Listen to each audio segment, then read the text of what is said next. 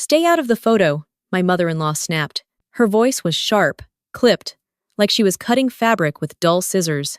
For a second, nobody breathed. My hand froze halfway through smoothing my son's shirt. Then I stepped back. Just one step. Enough to look like I was obeying.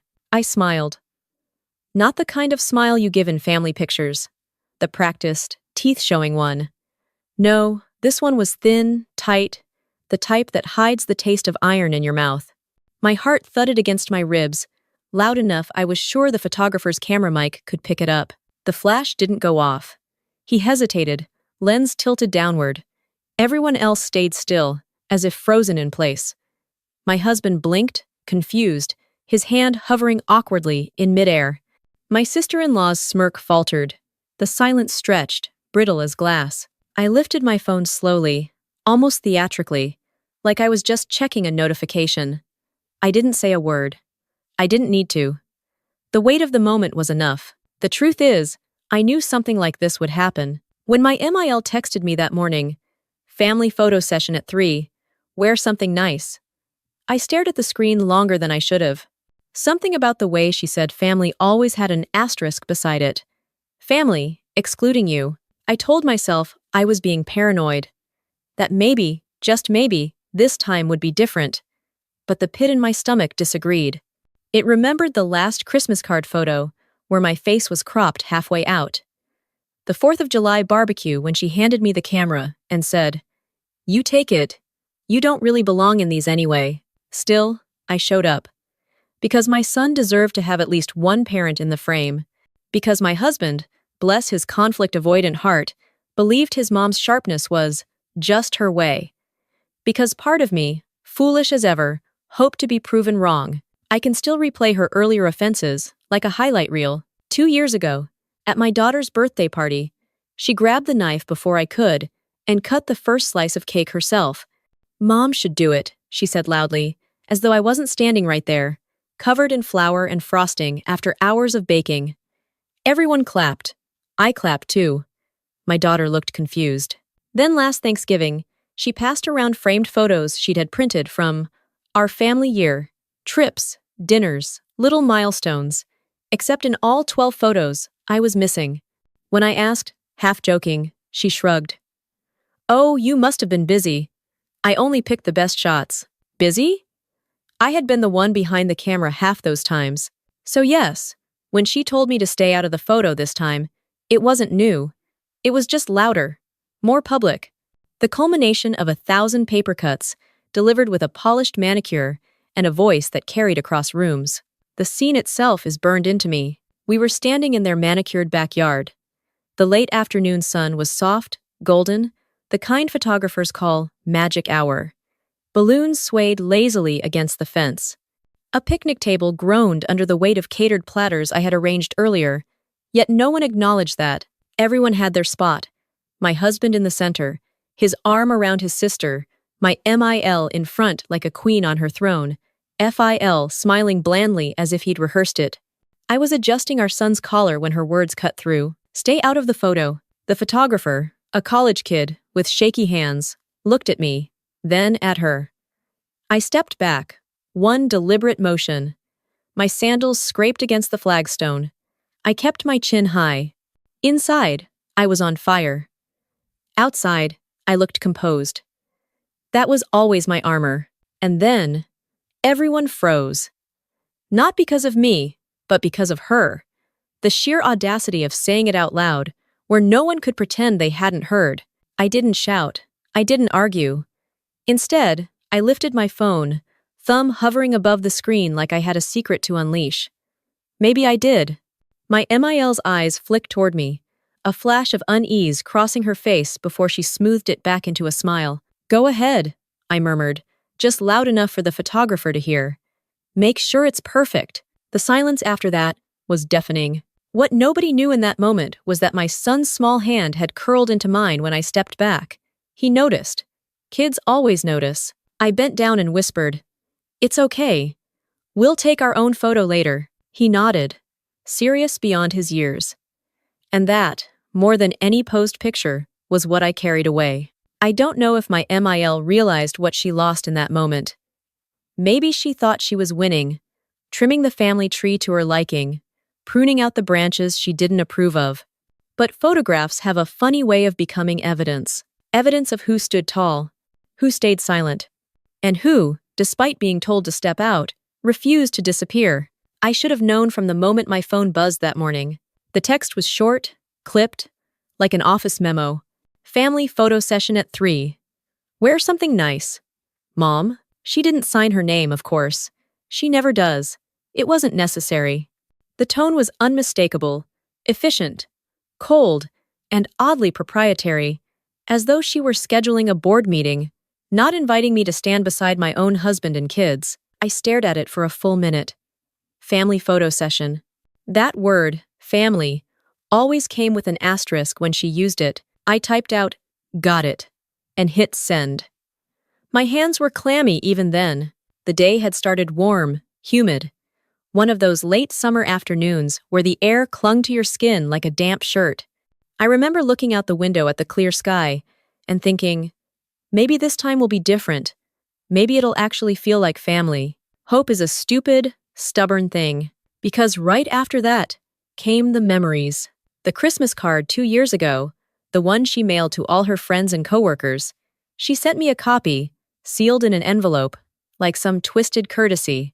I opened it at my kitchen counter and stared at the glossy photo. My husband, my son, my in-laws, my sister-in-law with her perfect hair. No me. Not even cropped. Just absent. When I asked about it later, she said, "Oh, I didn't realize you weren't in that shot. We had so many." Right. As if she'd accidentally deleted me from the narrative. Then there was the 4th of July barbecue, when she handed me the camera. "You don't really like being in pictures, do you?" she said. More statement than question. And so, I played along, clicking the shutter while she pulled my kids to her side, arranging everyone just so. That photo still hangs in her hallway. My family. Minus me. So yes.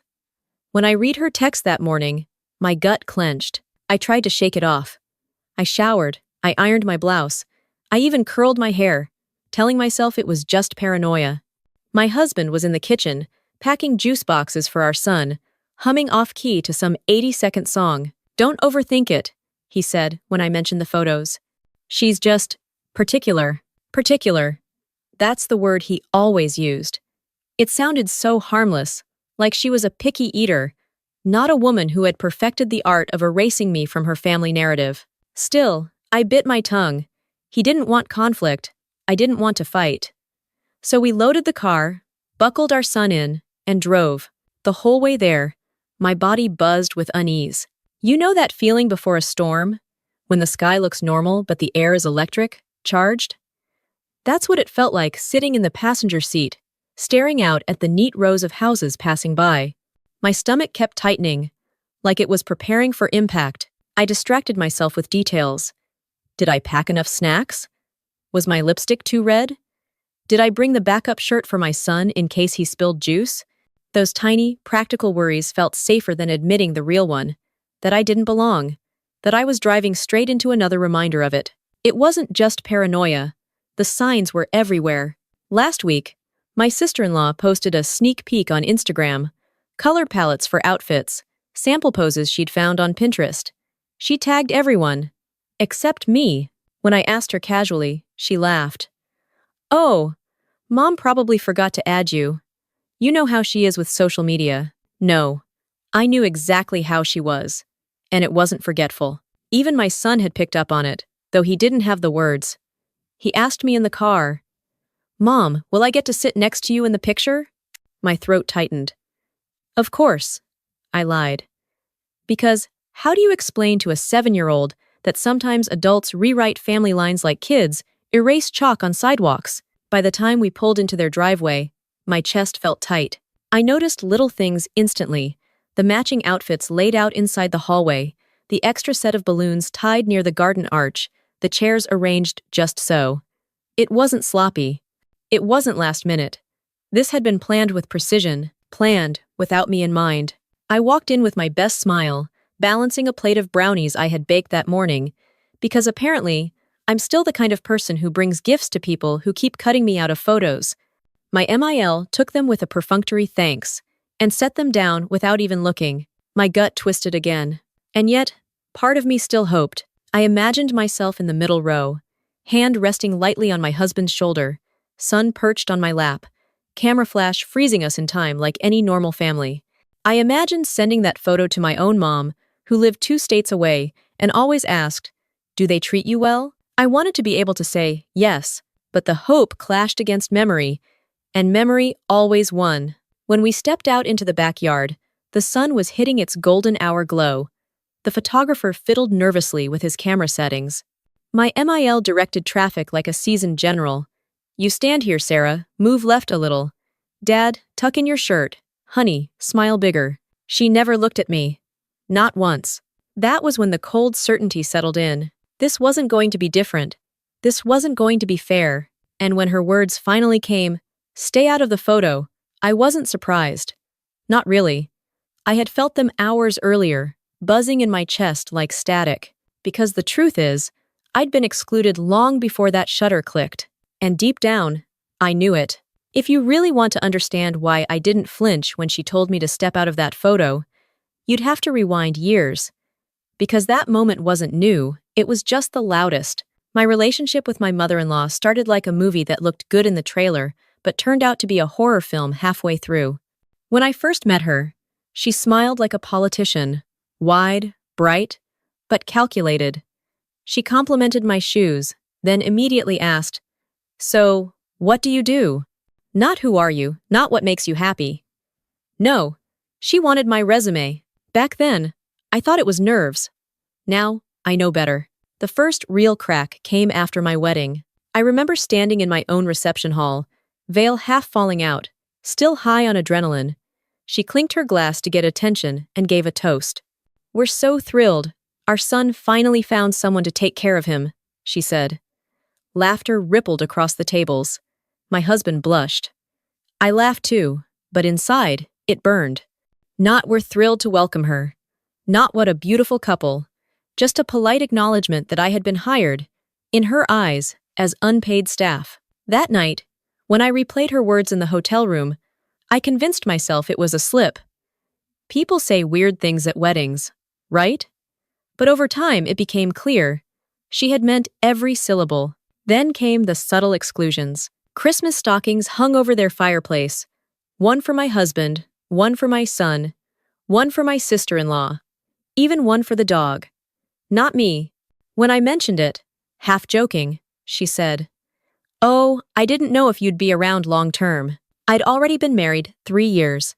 At birthdays, she'd buy matching outfits for the family photos and hand them out. Blue shirts for the men, floral dresses for the women. Mine was always missing. "Oh, I couldn't find your size," she'd say with a shrug, as if my body had committed some personal offense by existing. But the worst wasn't the objects. It was the rewriting of history. Like the time my son broke his arm falling off the monkey bars. I had been the one who sprinted across the playground, who rode in the ambulance holding his hand, who stayed up all night in the hospital chair while he whimpered in his sleep. But later, at a family dinner, she recounted the story as though she had been the hero. "I rushed straight to the ER, poor thing," she told the table, patting his head. He corrected her once. "No, Mommy was there." She just laughed. "Of course she was, sweetheart. But Grandma took care of everything," and everyone nodded. Because in her version, she was always the savior. There were sacrifices too, the kind that no one ever noticed.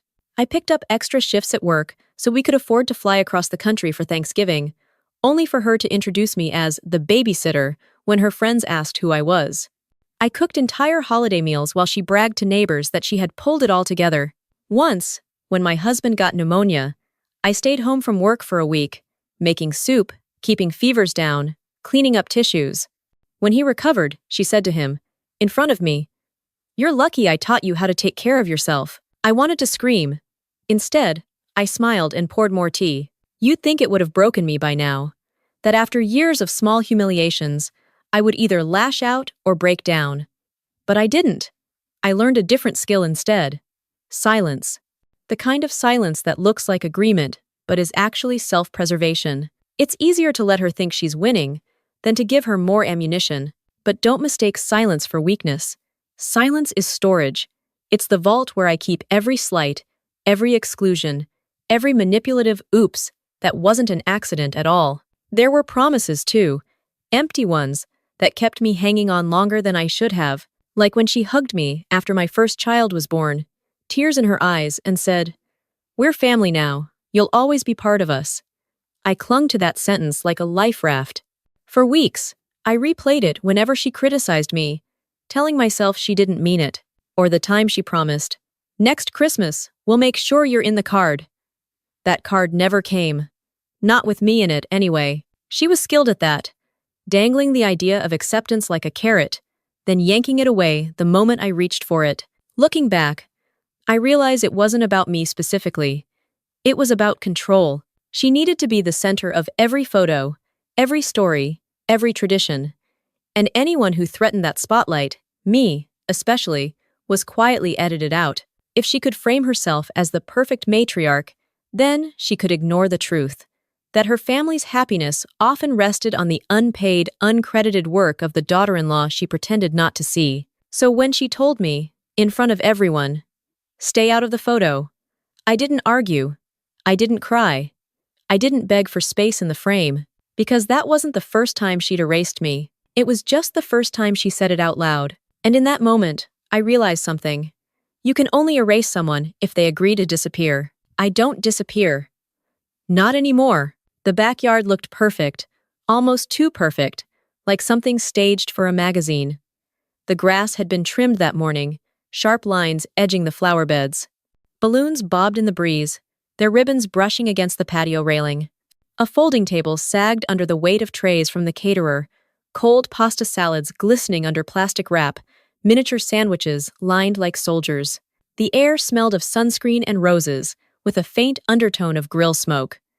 A speaker hidden behind a planter played some old jazz standard, cheerful in a way that made the silence between us even sharper. The sun was low enough to cast long shadows across the yard. That hour of light photographers call magic, though there was nothing magical about the tension prickling under my skin. The photographer stood awkwardly near the hedge, a young man no older than 20, shifting from foot to foot like he had wandered into the wrong party. His camera strap dug into his shoulder as he waited for instructions, eyes darting between me and my mother-in-law. She was already in position. Center front, of course, one hand resting delicately on her husband's arm, the other smoothing the hem of her pale blue dress.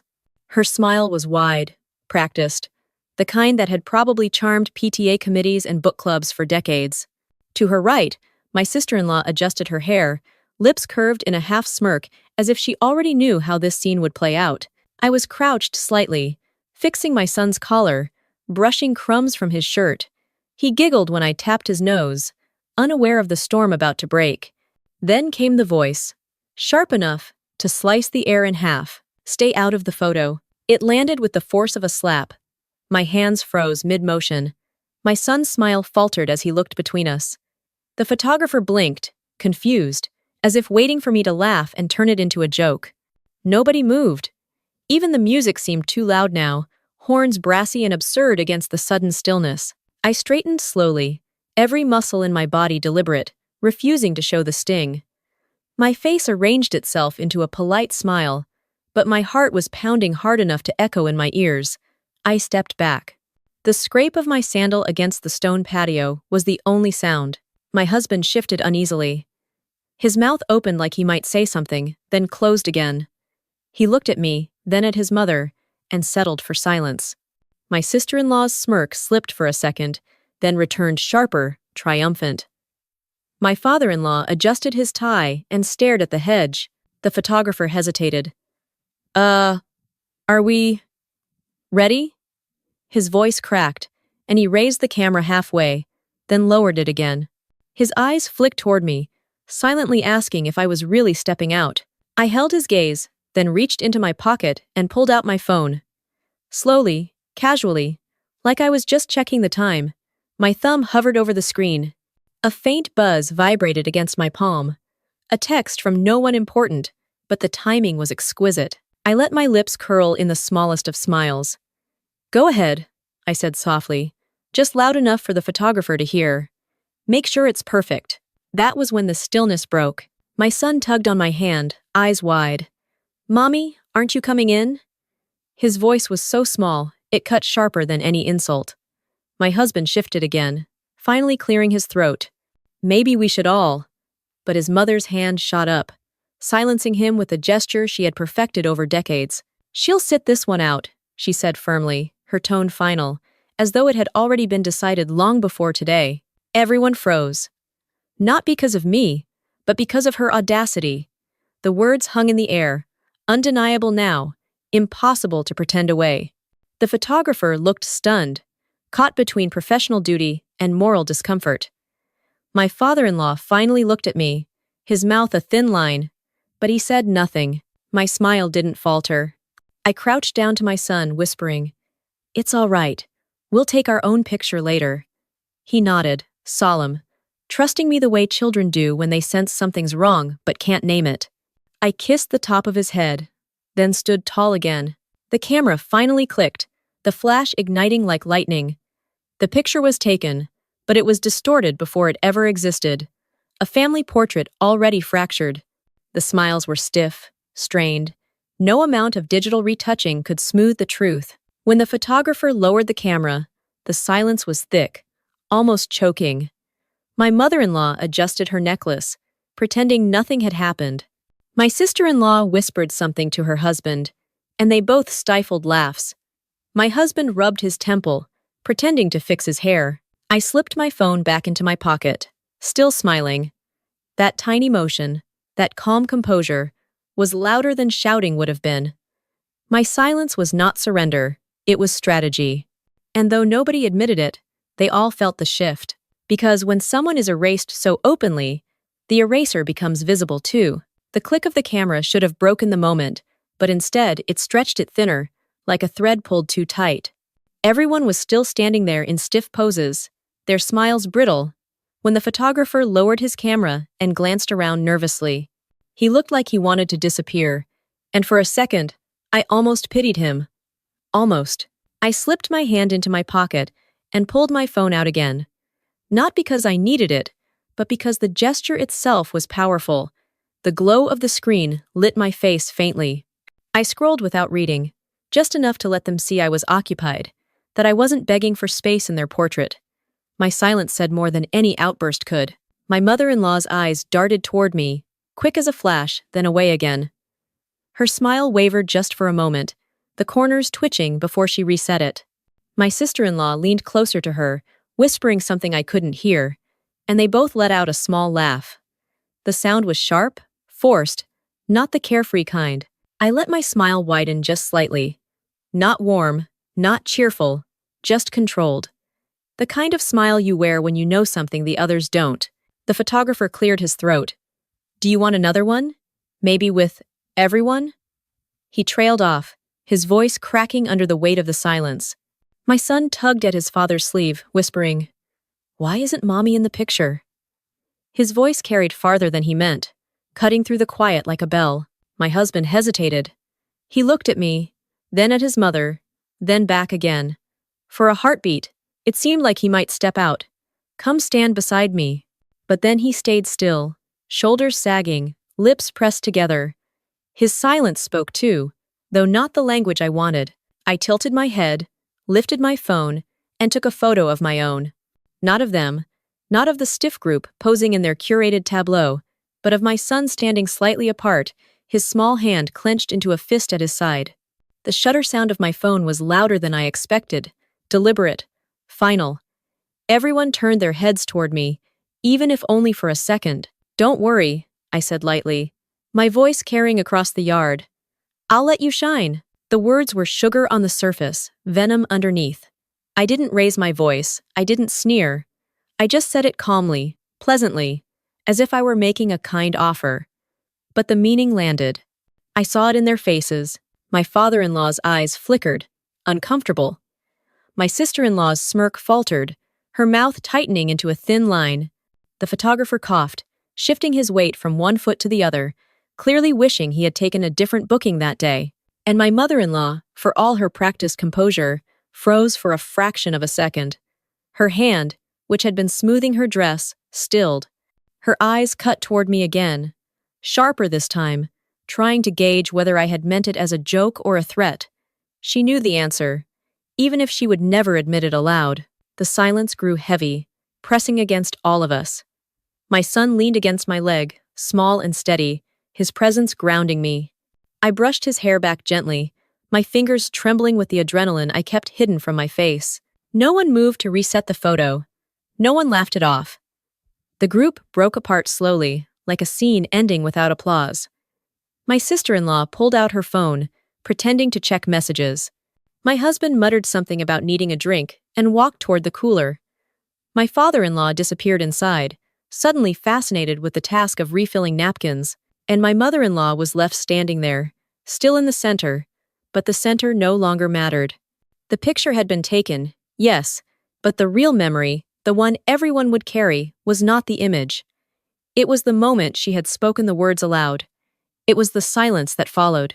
It was my smile that lingered afterward. I didn't raise my voice. I didn't demand an apology.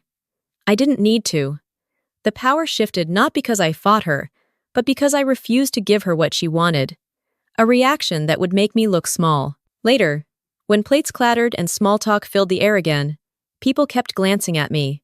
Quick, furtive looks, as if they were checking whether I was still smiling, whether I was still standing tall. And I was.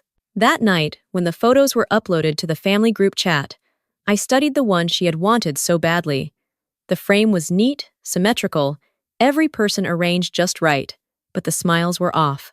Too rigid, too strained.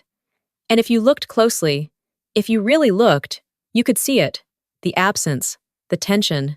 The moment captured not on film, but in the stiff shoulders, the sideways glances, the hollow cheer. I saved the picture anyway, not as a wound, but as proof.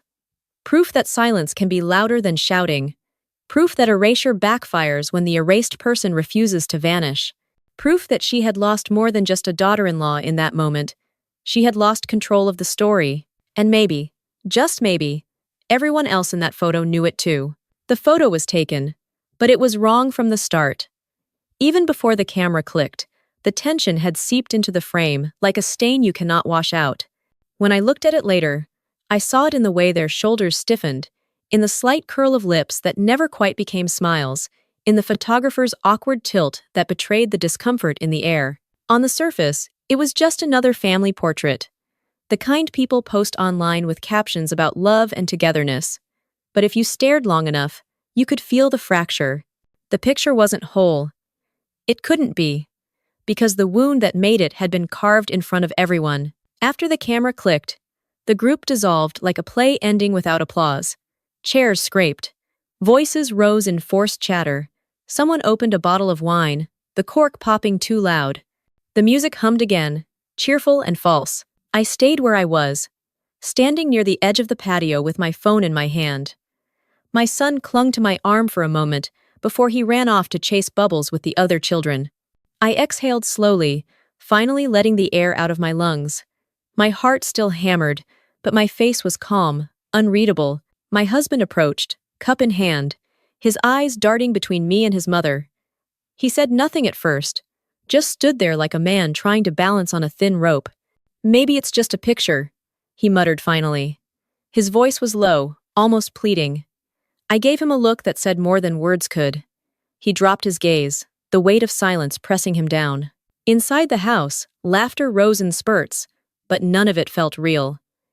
My sister-in-law's voice was the loudest, sharp with the effort of pretending nothing had happened. My father-in-law busied himself with dishes, clattering them too hard in the sink. And my mother-in-law? She moved through the room like a queen, trying to reclaim her crown, pouring wine, offering food, pretending her words hadn't landed like a knife. But I saw the flickers, the tiny slips when her smile faltered, the way her eyes followed me every time I moved. The way she pressed her lips together whenever someone looked too long at the empty space where I should have been in the photo. I didn't confront her. I didn't raise my voice or demand an apology. That would have given her what she wanted. Proof that I was the problem, the disruption, the outsider who could not blend in. Instead, I carried my glass of water, sat on the porch steps, and let the evening wrap around me. Neighbors walking by waved. Children shrieked with laughter. The world spun on, uncaring of the battle lines drawn in one suburban backyard. And maybe that was the lesson. The picture wasn't the story. The silence afterward was. Later, when my son curled against me in the car, half asleep, he whispered, "Next time, you'll be in the picture, right?" His small voice cracked something in me, but I smiled anyway. "Next time, we'll take our own picture," I told him. He nodded, satisfied, and drifted into dreams. At home, when the family group chat pinged with the official photo, I opened it slowly. The image filled my screen. Perfect symmetry, polished lighting, everyone arranged just right. But the hollowness was obvious. Their smiles strained, their eyes distracted, their posture stiff. It looked less like a family, and more like a tableau, held together by habit and obligation. I saved it. Not because I wanted to remember the pain, but because I wanted the proof. Proof that what happened had left a mark no filter could erase. Proof that silence could be louder than shouting. Proof that erasure does not work when the erased person refuses to vanish. The next morning, I overheard whispers. My sister-in-law complaining about how awkward it had been. My father-in-law muttering that maybe things had gone too far. Even the photographer, bless him, had left a note in his invoice about an unusual tension in the group. And my mother-in-law? She never mentioned it. She carried on as if nothing had happened, as if her words had not rearranged the entire evening. But she looked at me differently afterward. Not with victory, but with something closer to unease. Because the truth is, she had always thrived on control. On pulling strings, on setting the scene, on deciding who belonged and who didn't. But in trying to erase me so openly, she revealed herself instead.